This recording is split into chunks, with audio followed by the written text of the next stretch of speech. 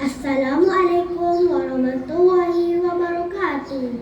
Saya Siti Nawafa Adriana binti Johari akan mempersembahkan sebuah cerita yang bertajuk Bakul Rotan untuk Nenek. Terima kasih pengurusi majlis Barisan Penerhakim yang arif lagi bijaksana, guru-guru serta rakan-rakan seperjuangan yang saya kasihi sekalian. Musim kemarau pergi digali untuk menyiram pohon petola. Bakul rotan untuk nenek, kisahku ini jadikan pedoman di hati kita. Nun di sebuah desa nan indah dan permai, seorang anak kecil begitu leka memahati jari jemari neneknya menganyam bakul rotan. Nenek cukup mahir membuat bakul daripada rotan. Nenek sentiasa menerima tempahan daripada penduduk kampung lantaran hasil kerjanya yang kemas, cantik dan harganya juga berpatutan. Bakul-bakul itu digunakan bagi mengisi hasil tanaman mereka untuk dibawa ke pasar.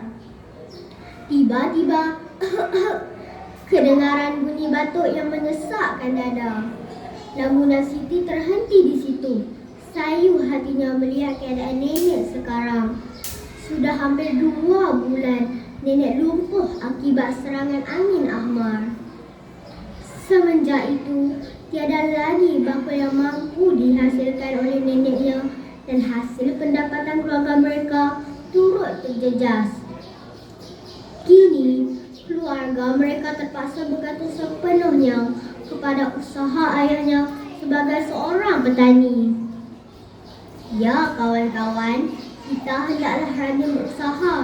Usaha yang gigih akan membuahkan kejayaan. Siti terkenang kembali kenangan-kenangan bersama neneknya. Sebelum nenek sakit, Siti selalu melihat nenek menganyam bakul rotan. Nenek sering bercerita, menyanyi dan berpantun sambil jari jemari nenek begitu pantas menganyam bakul.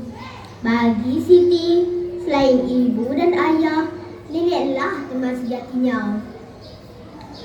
Tapi kini segalanya telah berubah. Neneknya lumpuh dan hanya terlantar di dalam pondok usang di sebelah rumahnya. Layanan ibunya terhadap nenek juga telah berubah. Ibu sering marah-marah dan merungut akan kesempitan hidup yang dilalui oleh mereka. Beban kerja ibu mulai bertambah kerana nenek sudah tidak dapat membantu ibu di rumah. Hari demi hari, kerut di wajah ibu semakin bertambah. Ada ketikanya ibu bercakap kurang sopan terhadap nenek apabila nenek meminta bantuan. Siti sedar akan perubahan itu. Dia mulai bimbang. Tetapi apakah daya? Dia hanya seorang kanak-kanak kecil. Pada suatu malam yang sunyi, Siti terjaga tak kala terdengar tangisan yang sayu. Dia terdengar perbualan antara kedua-dua ibu dan ayahnya. "Abang, tolonglah. Saya dah tak tahan dengan keadaan kita sekarang. Saban hari saya penat melakukan pelbagai pekerjaan untuk keluarga kita. Saya dah tak sanggup untuk menjaga ibu abang yang sakit tu." Rintihan suara ibunya kedengaran sambil menangis tak esak-esak. Setiap hari, ibu merungut dan mulai mempengaruhi pemikiran ayah. Sikap ayah juga mulai berubah. Siti tahu nenek terasa hati dengan perubahan sikap ibu dan ayah. Pada suatu hari, Siti berasa hairan apabila melihat ibunya tekun menganyam sebuah bakul rotan. Saiz bakul itu dapat memuatkan tubuh seorang manusia.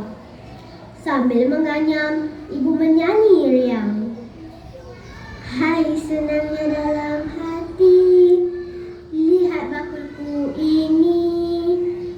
Pastinya ibu suka akan hadiahku ini." Selepas seminggu, bakul besar hari itu pun siap. Ibu sungguh teruja dan gembira dengan hasil tangannya itu. Pada suatu petang, Siti terdengar ayah dan ibunya berbual sambil berbisik-bisik. Dadanya berdebar kencang apabila mengetahui tujuan bakul besar itu dianyam oleh ibu. Malam nanti, nenek akan dimasukkan ke dalam bakul. Nenek akan dibawa ke hutan lalu ditinggalkan di situ. Harapan mereka, nenek akan mati dibahan harimau di hutan itu.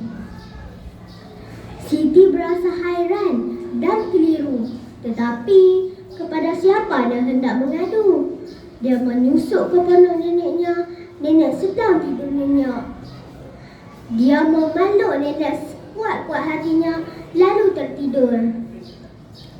Tidak lama kemudian, ibu dan ayahnya masuk ke pondok nenek untuk melaksanakan rancangan mereka. Tindakan kedua-duanya menyebabkan Siti terjaga. Siti cepat-cepat bangun lalu berkata kepada ayahnya, "Ayah, nanti ayah jangan lupa bawa pulang bakul itu."